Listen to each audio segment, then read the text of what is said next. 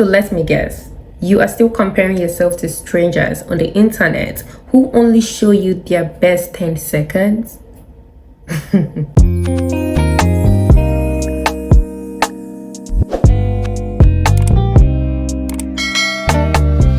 Hey, it's a girl Kim and you're welcome back to my channel. If you clicked on this video, it's probably because you are sick and tired of comparing yourself to others and you need a change. So I got you. One thing I would like you to know and always carry in your heart is that comparison is the thief of joy. Unfortunately, whenever we compare ourselves to others, it's probably because we are not as confident as we think we are or want to be, or you just believe that someone else's life is better than yours. When you look at other people and you believe that, wow, this person's life is better than mine, it triggers the feeling of lack and therefore steals your joy, because comparison is the thief of joy, like I said. Enough of the Japanese. Now let's talk about actual solutions on how to stop comparing yourself to others. And if you're thinking, what makes you think that you are the most qualified to give this advice? It's because I've been here, I've been in your shoe.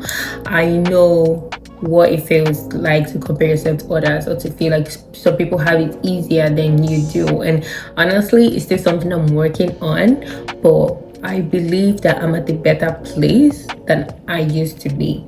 So yes, I can give you this advice. So here are 5 steps that if you start taking now, you would be able to stop comparing yourself to others. Number 1, recognize your unique parts. What does this mean? I have learned and I've come to believe that everybody's life is different. We all have our own paths. We have our own timelines. So when you look at someone and you feel like they are way ahead of you, they are doing better than you, you have to, once that feeling or that thought comes, that's when you have to like stop and call yourself out and be like, oh, this is just their life. This is their current timeline. This is where they are supposed to be. You are in your own timeline. You would never be on the same timeline as someone, because everyone is different, right? So the minute you can start believing in that, okay, this person, this is the time where they are supposed to be having this or owning this, right? This is that period in their timeline. Just believe that they are going through their own process, and you are going through your own process, and you would eventually get there. If you're not there now, it's probably because you would soon get there. Does that make sense? So just remember that you are not in competition with anyone. This is your own journey, your own growth, your own life, and it's really unique. You have to rewire your brain that you are in competition with yourself, the person you were yesterday, the person you were 2 years ago, 5 years ago.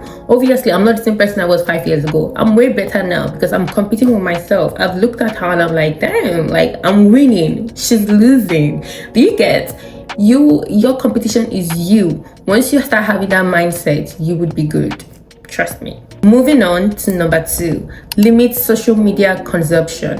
What does this mean? Social media can be such a trigger for comparison because you are scrolling through people's best highlights, the best 10 seconds of their lives, and you forget that that is not the whole picture. Personally, I've had to take breaks from social media, and I still do, and this is how I do it. So I love K-dramas, I love Korean dramas so much. So instead of scrolling on TikTok or Instagram, I just bury myself in them and binge watch them. This way it keeps me distracted, and it just, it's like an escape from reality for me. I also make sure to follow accounts that makes me feel good and that resonates with me.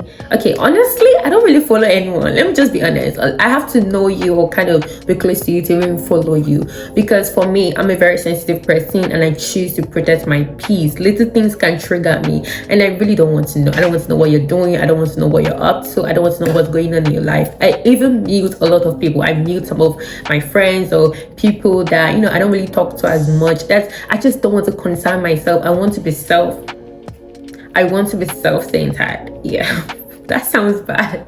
If you ever feel like social media is affecting your mental health, it's okay to take a step back. I promise, nothing is as perfect as it seems online. Number 3, celebrate your achievements. What does this mean? One thing that helped me a lot is learning to celebrate my own wins, no matter how small. I used to focus on what I haven't achieved yet, but now I make it a point to reflect on how far I've come, because I have tried. Whether it's hitting a personal goal or overcoming a challenge or just having a good day in general, because even nowadays it's kind of hard to just go through the whole day without having a different range of emotions in sadness, but having a day where you just feel good from beginning to end, is actually an accomplishment. When you shift your focus to your own growth, it helps so much in stopping comparison. Number 4, turn comparison to inspiration. What does this mean? Usually, when I find myself comparing myself to someone or someone else's situation, I try to turn that feeling into inspiration. So instead of feeling sad about someone else's success, I ask myself, what can I learn from them?